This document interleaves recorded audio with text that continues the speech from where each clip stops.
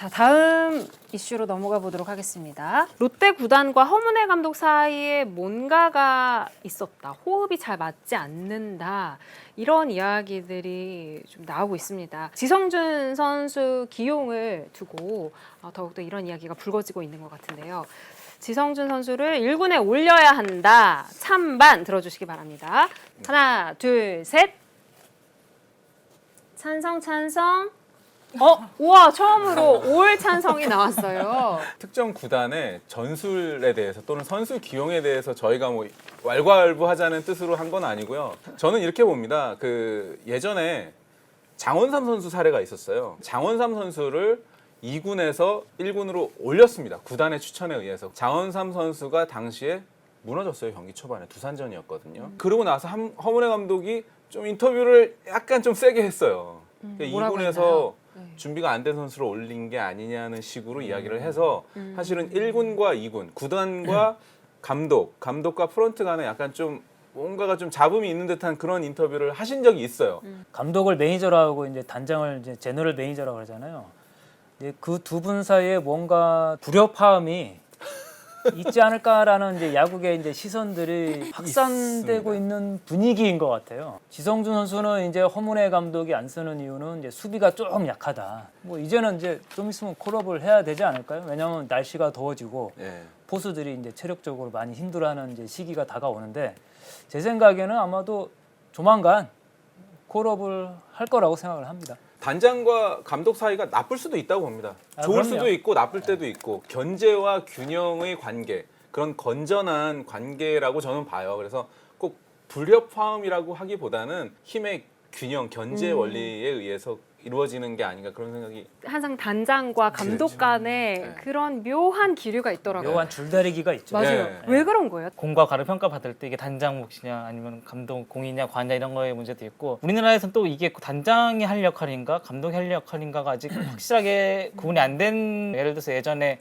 하나의 김성훈 감독님 같은 경우에는 선수 영입에도 적극적으로 개입을 하셨죠. 이런 경우가 있어요. 연봉이 아주 높은 선수를 영입하면은 단장이 하죠. FA로. 그럼 성적이 죽을 써도 감독이 계속 걔를 기용해야 돼요. 만약에 얘가 실패할 경우에 이 트레이드를 단장이 실패한 트레이드가 되기 때문에 감독도 그걸 눈치를 봐야 되고. 근데 이번 이제 장시환 장시환 선수하고 선수. 네. 한화하고 트레이드 할 때는 허문회 감독이 아니라 성민규 성민규 단장의 단장님이 작품이잖아요. 하셨죠. 감독이 내가 요청을 해서 구단이 해준 트레이드가 아니니까 타팀에서 온 선수 쓸 때 약간 꺼리낌이 생길 수도 있는 거죠. 확신이 안 가기 때문에. 그러니까 그런 데서 기싸움이 중요한 건 이렇게 볼 수도 있어요. 성민규 단장 입장에서는 지성준 포수 영입을 한 거는 허문회 감독님을 위해서 한 거고 롯데자이언츠를 위해서 한 그렇죠. 거예요. 결과는. 근데 이게 야구라는 게 당연하죠. 보는 시각이 다르다 보니까 감독과 단장의 약간 이견이 있을 수 있는데 이럴 때 두 분이서 이렇게 조율해 가면서 원래 한번 또 한 판 하고 나면 더 친해지잖아요. 한판 했나요? 아니 한 판 한 건 아닌데 어쨌든 이제 그런 과정에 있는 저는 이게 또 프로세스거든요. 네. 그래서 단장과 감독의 이 프로세스도 굉장히 중요한 거라고. 롯데 포스 포지션에 들어간 전 선수의 그 WAR이라고 하죠. 대체 선수 대비 승리 기여도가 다 마이너스예요. 그러니까 이게 무슨 뜻이냐면은 리그에 있는 아무 포스를 갖다 놔도 롯데 승리를 깎아먹는 이 선수들보다는 낫다는 거예요. 근데 지금 이런 상황에서 지성준 선수를 굳이 계속 2군에 놓을 필요가 있을까? 저는 개인적으로 그렇게 생각합니다. 네. 2군 성적이 근데 좋진 않더라고요. 아, 그래요? 저도 완전 동의해요. 영계 선배 말에 누굴 갖다 놔도 나은 지금 현실에 굳이 지성준 선수를 2군에 놔둘 필요가 없을 것 같고 그리고 제가 이제 선수들 취재하면서 느낀 게 2군에 있는 선수가 2군에서는 진짜 죽을 쓰는데 1군에만 올라오면 잘하는 경우도 봤거든요. 지성준 선수도 혹시 올라오면은 잘할 수 있지 않을까라는 생각도 하고 있습니다. 네.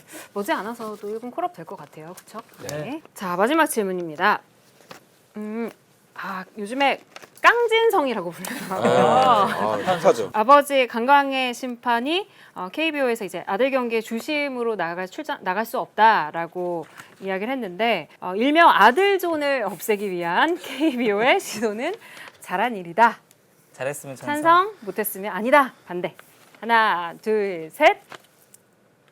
찬성 둘 반대 둘이네요. 저는 찬성이라고 봅니다. 실제로 강광의 주심이 강진성 선수의 경기 때 주심을 본 사례가 2번 있습니다. 그런데 잘 보시면 아시겠지만 몸쪽으로 빠진 공을 강광의 심판이 스트라이크를 불러줬어요. 맞아요.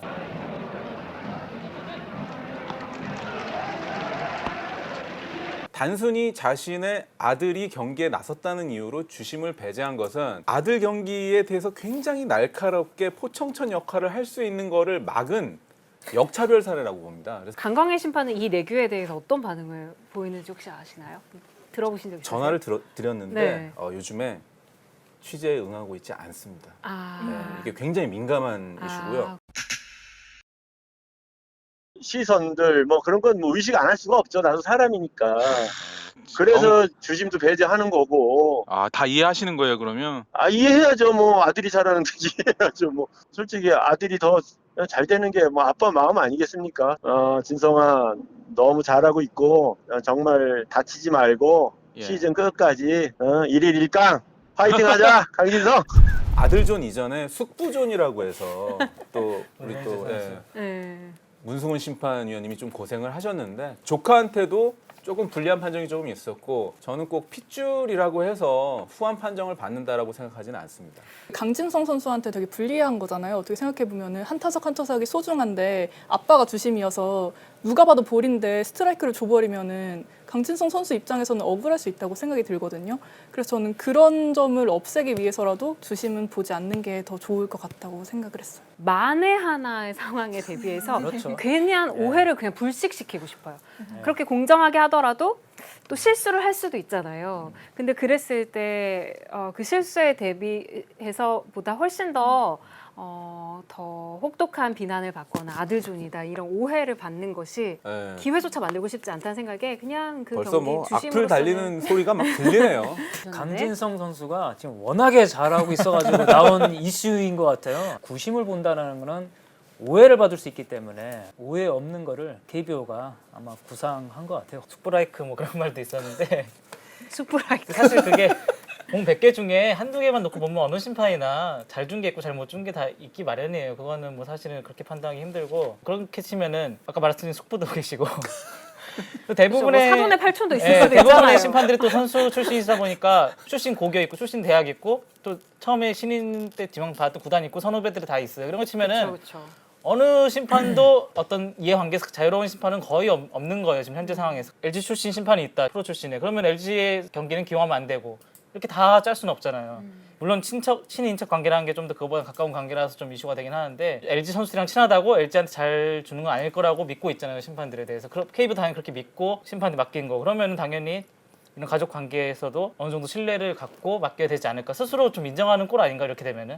이런 이해관계가 있을 경우에 심판들이 잘 못 볼 것이다 하고 스스로 약간 폄하하는 느낌? 저 그런 느낌이 들고요. 그리고 메이저리그에서도요. 메이저리그는 이런 게 있습니다. 선수 출신 아닌 분, 그러니까 비선수 출신들이 워낙 심판위원들의 대부분을 차지하고 있기 때문에 이런 사례가 거의 드물어요. 그러니까 우리나라도 제가 이제 하나 좀 가외적으로 덧붙이자면 이제는 심판들의 문호를 비선수 출신들한테도 열어서 팬분들이 보통 스트라이크 볼 하나하나를 가지고 자르라고 하죠. 그 사진을 올려서 욕을 해요, 심판들을. 근데 만약에 100개를 다 통계를 내봤을 때 이 심판이 정말로 이 팀이 후하게 좋나 아니면 후하게 좋나를 판단하고 싶어도 KBO가 그 데이터를 공개하지를 않습니다. 어떤 업체로부터서 카메라로 한 스트라이크 볼 판정 데이터를 다 갖고 있는데 이게 심판 판정과 일치하는지 공개를 하지 않아요. 그 이유를 제가 물어보니까 심판들이 이 카메라가 아직 정확하지 않다고 생각해서 공개를 안 하고 있는 건데 사실 이걸 공개해야지 심판들도 내가 이 팀에 대해서 이 정도로 정확히 맞았고 안 맞았고를 좀 판단하고 스스로도 좀 그런 어떤 스프라이크라든지 이런 오해에서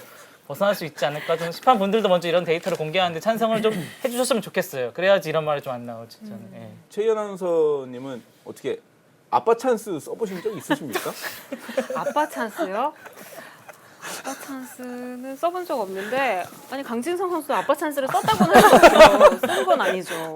그러니까 아빠 찬스 원천 봉쇄잖아요. 근데 그쵸 원천 봉쇄죠. 오히려 저 같은 경우 만약 제가 강진성 선수라면은 아버지께는 좀 죄송하지만 차라리 내 경기에는 주심으로 안 오셨으면 좋겠다라고 생각합니다. 맞아. 그렇게 바랄 것 같아요. 예, 저도. 괜히 예. 부담스러울 것 같은 맞아요. 생각이 괜히 들어요. 멘탈도 예. 무너질 수 있습니다. 그리고 지난번에 볼도 한번 스트라이크로 잡아줬고. 그러니까요. 되게 인상 크게 썼어요. 네. 옛날에 아빠한테. 아니 네. 아빠 보지 않고 반대편 네, 그러니까요. 지금 강진성 선수가 너무 잘하고 있어서 이런 이야기까지 나오는 거니까 강광일 심판도 좋지 않을까요? 네, 좋죠. 또 기분 나쁜 그쵸. 논란만은 네. 아닐 것 같아요. 좋은 이슈예요. 네, 좋은 이슈인 것 두 같습니다. 부자한테 좋은 이슈예요. 그럼 이거는 이거는 지금 여기 반찬통에 넣는 질문인데 심판 이야기가 나왔으니까 로봇 심판 아, 예. 네, 퓨처스 리그에 올해 8월부터 도입을 부분적으로 한다고 하고 또 빠르면 내후년에 1군에도 로봇 심판을 도입한다는 이야기가 있습니다. 빨리 도입해야 된다가 도입해야 된다. 찬이에요? 찬성. 아. 네. 아니다, 안 돼. 하나, 둘, 셋. 오, 이것도 많이 갈리네요. 이것도 2대 2로 저는 반대. 네. 아, 좀 궁금합니다, 진짜. 네. 저 로봇을 무시하시는 분들이 이렇게 아니, 많을 아니, 줄이야. 저는 인간 존중, 휴머니즘. 사실 이게 언젠가는 저는 뭐 10년 뒤든 20년 뒤든 30년 뒤든 도입은 된다고 생각해요. 기술은 점점 더 발전할 거고 다만 뭐 어떤 보조적인 용도로 쓸 수 있죠. 예를 들어서 일단 로봇 심판이 한 번 한 데이터를 갖고 그다음 심판이 보고 골 판정을 한다든지 감독분들도 주로 반대하시는 분들이 계시는데 진짜 100% 제 소설입니다만 약간 심판 눈치를 봐서 그런 말 하시는 게 아닐까 이런 생각 들고 근데 어쨌든 어차피 할 거면은 빨리 하고 시행착오가 있을 수밖에 없다 생각하지만 지금 심판님 분들이 보시는 것도 어느 정도의 오류가 있으니까 그것도 당연히 어느 정도의 오류는 있을 거라고 생각하고 다만 뭐가 더 정확할지 아니면 또 어떻게 서로 보완을 하고 상호작용할지 테스트를 해보는 게 좋지 않을까 생각합니다. 이게 마치 저 문영규 기자하고 저는 굉장히 매정한 사람으로 지금 되고 여기 또 휴머니즘을 갖춘 세 분이 되신 것 같아서 인간의 역할을 기계가 대신하는 게 아닙니다. 기계의 힘을 빌려서 인간이 부족한 부분을 조금 도움을 받는 거예요. 결국 심판이 하는 거예요. 한정은 하잖아요. 그렇죠? 하되 보더라인에 걸친 부분, 그 핀포인트를 한 부분에 대해서 스트라이크 볼 판정을 기계가 도와주고 인간이 하는 거예요. 인간의 일자리를 기계가 뺏는 거 아닙니다. 저도 이제 야구를 끝나고 나서 아이러브 베이스볼을 오랫동안 진행했었다 보니까 경기 시간이 길어지지 않을까. 야근하셔야 되잖아요. 짧고 임팩트 있는 경기가 좋거든요. 맞아요. 시간이 조금 더 걸리지 않을까? 아, 저는 맞네. 그러면 로봇을 세우죠. 뭐 뒤에 로봇 세워서. 이게 어깨 맞아서 고장 나면 어떻게 해요? 비쌀 대기심이 텐데. 항상 기다리고 있어요. 저는 뭐 사실 솔직하게 말하면 오심도 경기의 일부라고 생각하거든요. 약간 경기를 보는 재미 중에 하나라고 생각해요. 솔직히 화는 많이 나지만 제가 그 팬으로서 봤을 때는 스트라이크 존에 걸쳐 있는 투구를 했을 때 어떤 건 잡아주고 어떤 건 안 잡아주고 이런 거 보는 그런 것도 하나의 흥미로운 거 아닌가요? 막 경기 보면서 막 화도 났다가 네. 또 풀어졌다가 이런 재미가 있죠. 저걸 안 잡아주네 막 이럴 때 동의합니다. 저걸 안 잡아 저렇게 할 수가 있는 재미인데 그럼 오심, 그다음에 약간 이제 뭐 벤치 클러링, 뭐 그런 것도 있어야 재밌는 거 아닌가요? 맞아요. 문제는 이제 그 오심률을 어떻게 하면 더 낮추느냐 그런 노력을 많이 해야 되죠. 자, 이렇게 오늘 4가지 이슈 그리고 한 가지 여담으로 야구 반찬 첫 회를 진행해봤습니다. 뻔한 멘트지만 네. 오늘 첫 회 하신 소감이 어떤지 한마디씩 듣고 네. 마무리하겠습니다. 저는 휴일에 이 카톡으로 좀 무례하게 섭외를 했는데 제 카톡을 씹지 않고 응해주신 정말 네 분께 너무 감사드리고요. 대신 우리가 이제 취재하면서 비하인드 스토리도 좀 이야기를 하고 주간 핫 이슈에 대해서 이 정말 야구에 애정이 있는 분들이 만나서 야구에 애정을 갖고 계신 팬들한테 이야기 보따리를 풀어주는 그런 보람이 있었던 시간인 것 같아서 저는 굉장히 좋았습니다. 예. 선배들이 워낙 취재를 오랜 기간 해왔으니까 그런 취재 뒷이야기 들을 수 있어서 굉장히 재밌었던 것 같아요. 저도 굉장히 재밌었는데 흥행이 잘 돼야지 오래 할 텐데 한 3회 하고 끝날 것 같은 느낌이 제발 그런 일 없게 최소한 10회 정도는 했으면 좋겠습니다. 네. 파일럿에서 끝나지 않고 김스타가 야구 기자 하는 동안에 계속 좀 했으면 좋겠네요. 네. 나중에 좀 제작비 좀 타고 이러면은 저 또 한 번 좀 나와주셨으면 좋겠어요. 저는 근데 되게 오랜만에 이렇게 나와서 야구 이야기를 하니까 너무 재밌네요. 제가 김도환 기자가 기획한 야구 반찬 이 프로그램이 10회를 갈 경우에 또 이렇게 우정 출연을 하도록 하겠습니다. 10회 우정 출연. 고맙습니다. 네. 10회째요? 네, 10회째 10회 무조건 가야 된다. 우정 출연하도록 약속하겠습니다. 조회수 1 나도 10회까지 갈게. 네, 오늘 함께 해주셔서 감사하고요. 저도 네. 야구 반찬 응원하겠습니다. 고맙습니다. 고맙습니다. 고맙습니다. 고맙습니다.